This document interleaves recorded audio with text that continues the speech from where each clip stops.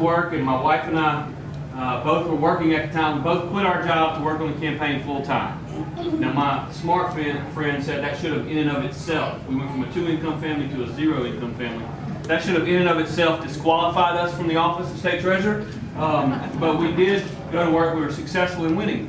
And what I'll never forget about that campaign way back in 2003 is that the next morning I woke up to go to work, and my wife looked at me and she said, "Tate, it kind of looks like you got the big head this morning." This is the day after the election in November. I was a very close race, you may remember, it was 51-49, 52-48, something like that. And she said, "Looks kind of like you got the big head this morning." I said, "Well, you know, we just went out and shocked the world. We did something amazing. We did something no one thought we could do." And so, yeah, I'm kind of proud of it, and you played a major role in it. Well, she looked at me that morning, and she said, "Well, look, Tate," and by the way, she had never been involved in politics, didn't know, we'd been married 15 months when I told her I was going to run for statewide office. Middle note to anyone y'all thinking about running for office or thinking about running for statewide office, tell your spouse before the day of. But she said, "You kind of got the big head, and that's a problem." I said, "Well, look, we shocked the world." She said, "Well, look, I'm going to tell you two things." She said, "First thing I'm going to tell you, and you need to remember this, and this is a rather humbling statement." She said, "Don't ever forget that yesterday, over 400,000 Mississippians voted for the other guy." Over 400,000 Mississippians thought he would do a better job than you.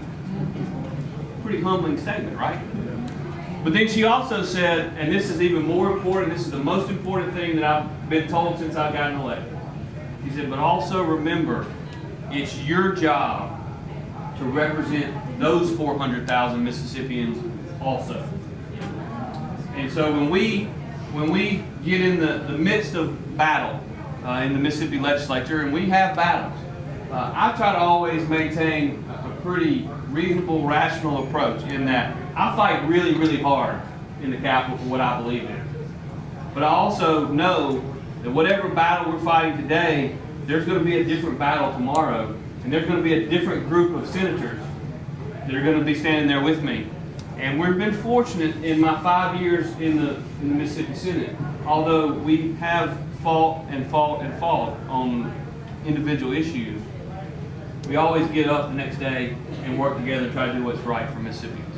And that's something that you don't see written about a whole lot in the newspapers. You don't see it talked about a lot on TV stations. But that's just a fact of what goes on in the Mississippi Senate, and it's something that I'm very, very proud of. And I got to give a lot of credit to all 52 members. You know, a lot of times, and I know Senator Wildman's here, and he's been doing this longer than I have, but a lot of times you hear senators talk about, you know, the lieutenant governor is their boss, or the boss of the Senate. Well, that nothing can be further from the truth. It's actually the exact opposite. The lieutenant governor of Mississippi only has what powers or authority that he or she has because at least 27 members of the Senate grant them that authority. It's not constitutional. It's not in statute. It is in the rules of the Senate. And so I am only as successful, I can only be successful in my ability to convince 27 members of the Mississippi Senate to vote with me. And we've been very fortunate that on most issues over the last 5 years, there's been near unanimity in the things that we're trying to do. Let me tell you what we are trying to do, and then I'm going to be very brief on this, and then I'm going to turn it over to you and talk about the things that you want to talk about, which I'm sure is dangerous. And if I had a political team, which I don't, but if I did, they'd tell me, "Oh, don't do that. Don't open it up to questions." But that's not the way I am. So here's what we're trying to do. So we believe that our number one priority in Capitol is job creation, bringing better and higher paying jobs to our state. But we also believe, we have a political philosophy which says government does not create jobs. Government's role is to create an environment which encourages those in the private sector to invest capital and create jobs. And so everything that we've been focused on in the last 5 years really surrounds that issue, is what can we do to create that environment which encourages private sector job growth. I believe very, very firmly that there are three primary areas in which we can help create that environment. Number one, we must be fiscally responsible.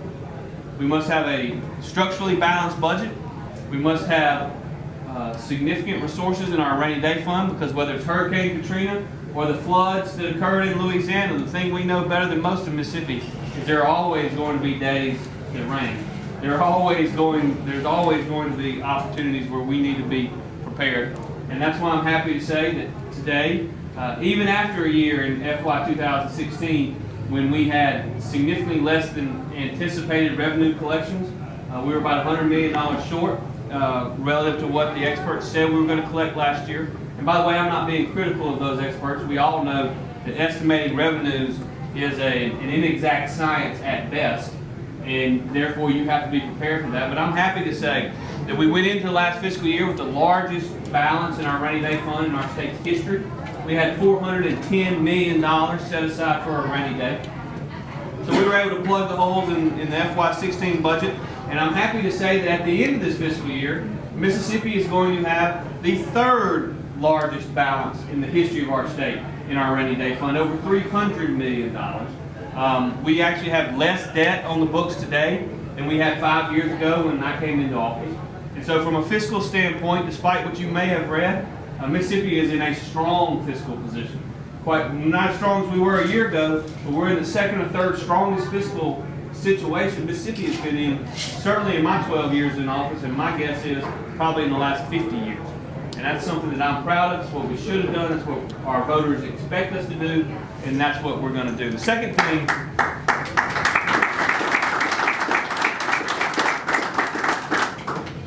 thing, that we must do to help create that environment to encourage private sector job growth is we must have a tax code that is fair, one that is flat, one that encourages economic development, not one that discourages it. And so that's why you've seen us do some things over the last 5 years that we think puts us in a better position to attract business and industry into our state. That's why we've eliminated the inventory tax for small business owners in our state. That's why last year we fought very, very hard to eliminate the corporate franchise tax over a long period of time. That's why we fought last year also to provide tax relief for every Mississippian that pays individual income taxes by, over time and in a responsible way, eliminating the 3% individual income tax bracket. It's my goal to simplify the tax code such that we don't have a 3% bracket, a 4% bracket, and a 5% bracket. We ought to expand, particularly for those on the lower income scales, such that less of one's initial income is taxed, because people keeping more money in their pockets is good for our economy long term. The reason it was so important that we eliminate the inventory tax and the corporate franchise tax is because both of those were taxes that Mississippi had, that Alabama didn't have, that Tennessee didn't have, that Arkansas didn't have, and that Louisiana didn't have. And so what that means is it put us at a competitive disadvantage in two ways. It put us at a competitive disadvantage when we were trying to attract business and industry into Mississippi. And as you all know, we have fought really hard in the last 10, 15 years to try to bring more and more manufacturing jobs to Northeast Mississippi. The reason for that is because our people here know how to perform advanced manufacturing better than anyone anywhere else in the United States. And that's why companies in places like Michigan and Ohio and the Rust Belt are looking to relocate in the Southeast.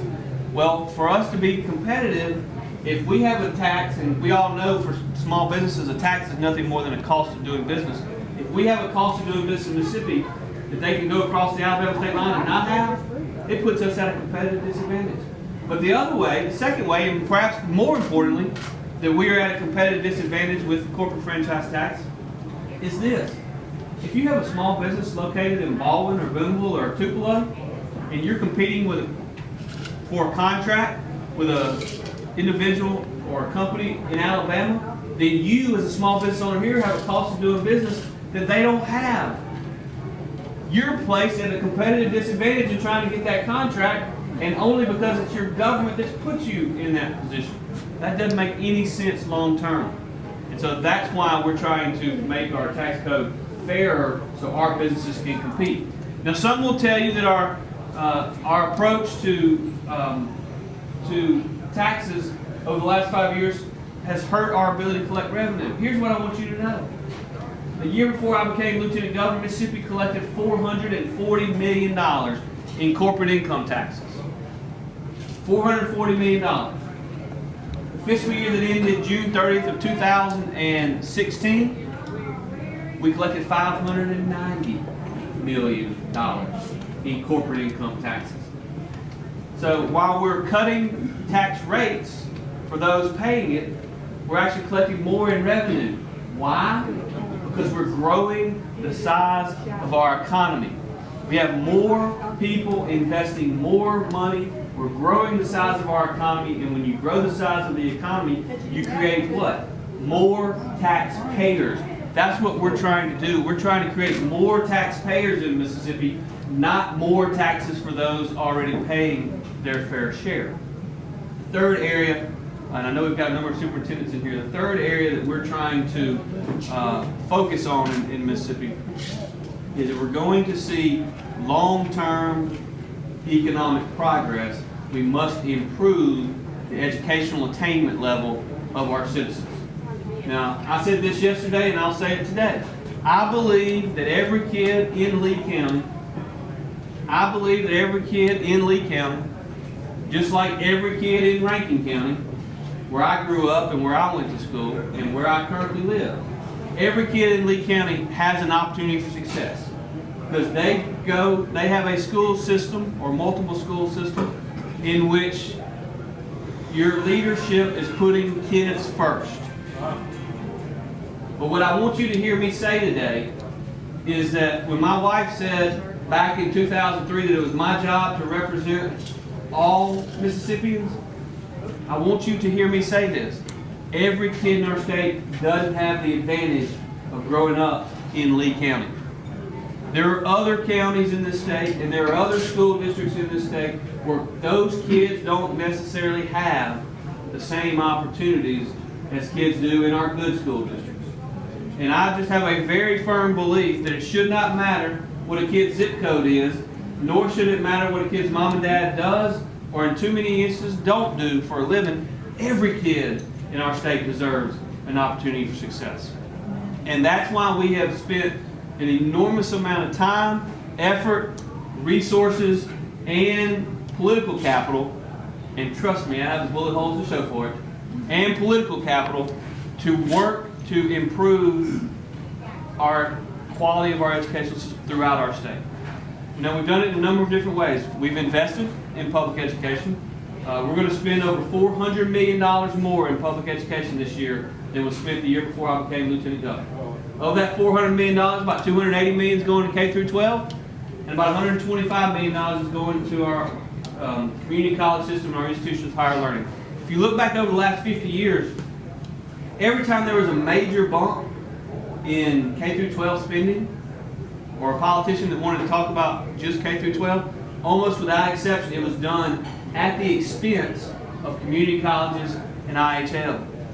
Well, that's not a very good recipe for success long term, because in Mississippi we need more high school graduates, but we also need more kids going to one of our community colleges and learning a skill, or one of our community colleges to go on to a four-year institution. We also need more college graduates in our state, so we need to invest in all of our educational entities in our state, and that's what we're trying to do. We also have not only worked to invest in public education, we've also worked to make some reforms where it made sense. We had, when we came in, 152 school districts. There was a push before I became lieutenant governor by a lot of well-intentioned individuals to say to pass legislation that only allowed from one school district per county. I will tell you that that's not the approach that we've taken, because I believe that different counties have different approaches, have different results. And so in those counties where school districts are operating at A and B levels, I believe we ought to leave you alone. In those counties where we have D and F school districts and we need to see improvement, we've done things like school district consolidation in certain counties where we had very, very, very small districts that also were not performing at a level. We've also worked to pass the third grade gate to ensure that more kids that are moving from the third grade to the fourth grade are reading at grade level. We've done a large number of other things, but most importantly, I think, and this is to the credit of so many administrators and so many teachers across our state, we've all worked together to raise the level of expectations. We've worked together to raise the level of expectations, and the great thing is, as I was convinced a long time ago that would happen, when we raise the level of expectations, Mississippi's administrators, Mississippi's teachers, Mississippi's parents, and most importantly, Mississippi's kids have risen up and met those increased expectations. And so while you don't read a lot about it in the newspaper, there's been an awful lot of successes happening in education in our state over the last 5 to 10 years. 5 years ago, Mississippi had a graduation rate that was 70.5%. The national average was 82%. Most recent data suggests Mississippi now has a graduation rate of 80.5%. The national average, by the way, has not moved. It's still at 82%. We're up 10 percentage points in the graduation rate in the last 5 years. Last year, 4th grade reading and 4th grade math, NAEP scores. In NAEP scores, that's the nation's report card on 4th graders. According to them, their words, not mine, Mississippi was the only state in the nation that saw significant improvement in both reading and math amongst 4th graders. Mississippi kids considered economically disadvantaged scored at the national average on NAEP testing in the 4th grade last year. By the way, at the national average isn't good enough. We got to keep striving to do better. But at the national average is far better than our kids have ever performed for those in that category of economically disadvantaged. And again, I don't deserve any of the credit. All the credit goes to the teachers and the administrators that are doing the work. And so I want you to know that good things are happening in our state. We got more work to do. We got a lot more work to do, and we're going to continue down that path to make that become a reality. And so with that, I will hush my prepared remarks, which as you can tell were not very well prepared, and open the floor, Senator McMahan, for questions or comments. As I said last night at dinner, if you have any easy questions, I'll be happy to answer. If you have any hard ones, Senator McMahan's available.